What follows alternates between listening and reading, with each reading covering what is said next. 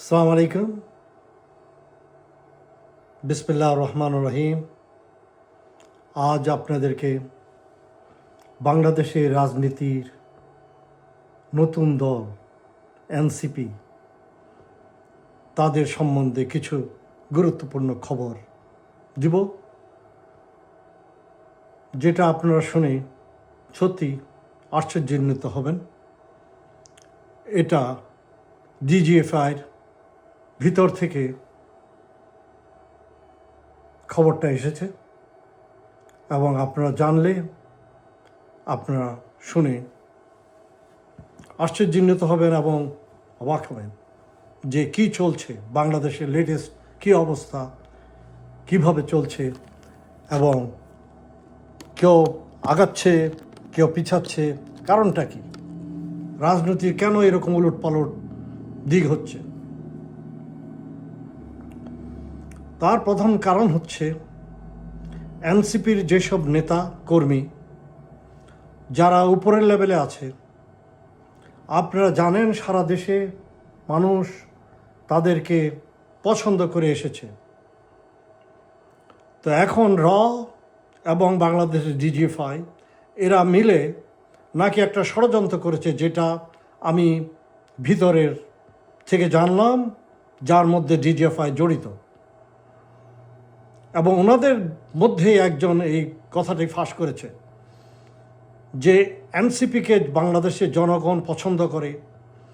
এখন এই আন্দোলনের মূল চাবিকাঠি হচ্ছে এনসিপি, এবং তাদেরকে কিভাবে জনগণের কাছে খারাপ করা যায় তা নিয়ে ভারতের বিএনপির সাথে পরামর্শ করে উঠে পড়ে লেগেছে কিভাবে তাদেরকে ডাউন করা যায়। তাদেরকে যদি বাংলাদেশে এই সমস্ত এনসিপির ছাত্র নেতাদেরকে, কর্মীদেরকে যদি বাংলাদেশে জনগণের শত্রু বানিয়ে দেওয়া যায়, তাহলে বাংলাদেশের মাঠ দখল করা তাদের জন্য কোনো সমস্যাই হবে না। তাই এরা উঠে পড়ে লেগেছে এনসিপির বিরুদ্ধে এই সব ষড়যন্ত্র করার জন্য। আপনারা ভালো করে জানেন, বেশ কিছুদিন আগে এনসিপির এক নেতার সুটকেসের মধ্যে রিভলভারের গুলির ম্যাগাজিন পাওয়া যায়। তা ভুলবশত হোক বা ইট ওয়াজ সেট আপ বাই, অনেকে ভিতরের থেকে বলছে যে ডিজিএফআইয়ের লোকই ভিতরে থেকে বলছে যে it was set up by DGFI. তো এইভাবে বিভিন্নখানে এনসিপি জানে, ইনফরমেশন ছিল যে কোনো অবস্থায় যেন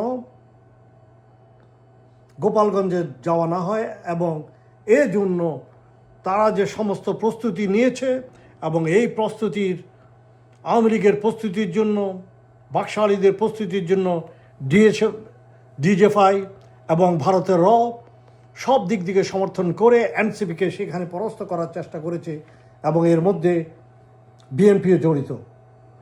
আপনারা জানেন বাংলাদেশে এবং অধিকাংশ কাজে এখন ওয়াকার, ডিজিএফআই, বিএনপি এবং এবং তাদের সংগঠিত সেক্রেটারিয়েটের উত্তরপাড়ার লোক।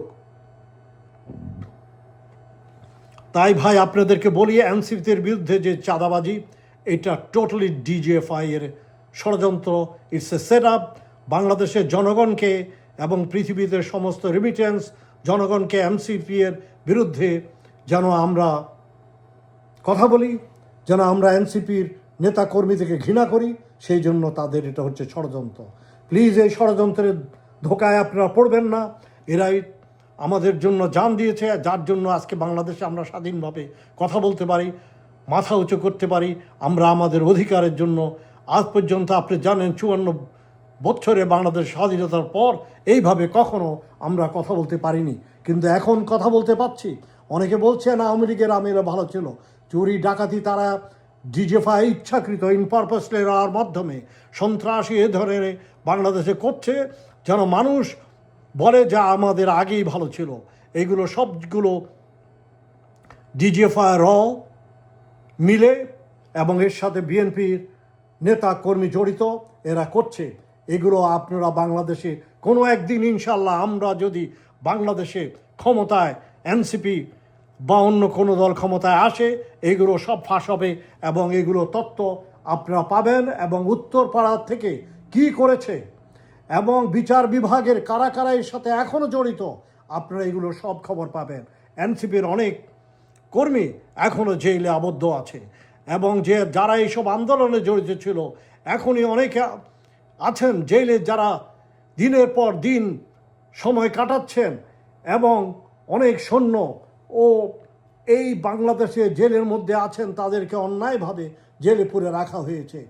এবং আপনারা দেখেছেন যে একটা মহিলাকে রেপ করা হয়েছে, উনি আর্মি মহিলা এবং উনি আর্মি এক মেজর স্ত্রী, তাকে রেপ করা হয়েছে, তার কেস নেয় এবং বিচার বিভাগ থেকে বলা হয়েছে যে আপনি নিজের ইচ্ছায় আপনি এই কাজটা করেছেন এবং নোংরাভাবে ওনাকে বলেছেন। তা আপনারা বুঝতে পাচ্ছেন এনসিপির বিরুদ্ধে এটা হচ্ছে সম্পূর্ণ ষড়যন্ত্র।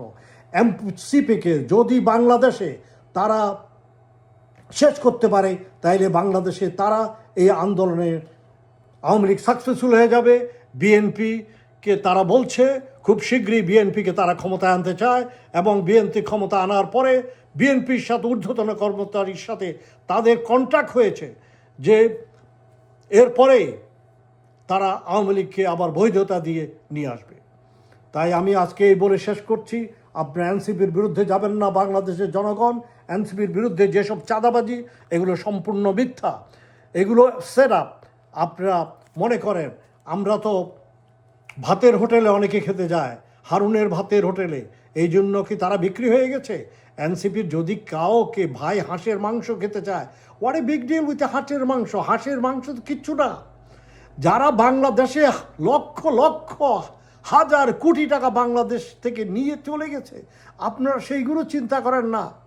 একজন হাঁসের মাংস খেতে গেছে, এই নিয়ে আপনারা মাথা ব্যথা।